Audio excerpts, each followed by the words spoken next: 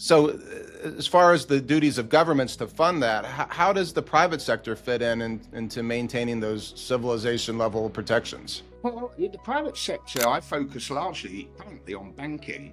I think banking continues to completely isolate the defence sector.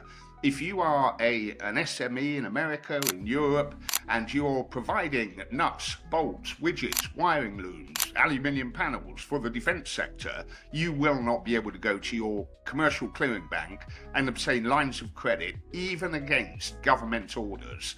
And the reason for that is reputational damage for the bank, lack of understanding by the banks of the regulatory regimes that exist around defence. They have completely removed themselves from that market, and we will help plug that gap. What you identified as a risk factor, that at least a perceived risk factor by the folks that have been traditionally available to fund defense and national security. And one of the perceptions is if we do it, we'll get canceled. This won't be supported by our stakeholders. That's one risk factor. And the second risk factor being violating some sort of regulatory regime. You mentioned ITAR, EAR.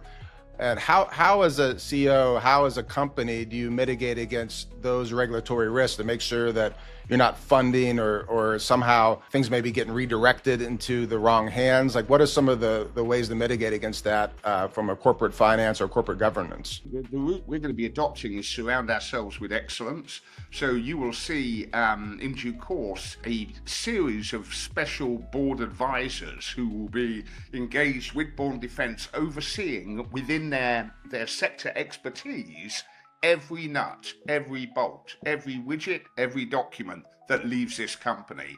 And adherence to ITAR, adherence to BAFA in Germany, and all of the regulatory bodies is key to what we do. Without that, you have no trust. And if you have no trust, you cannot be in the defense space.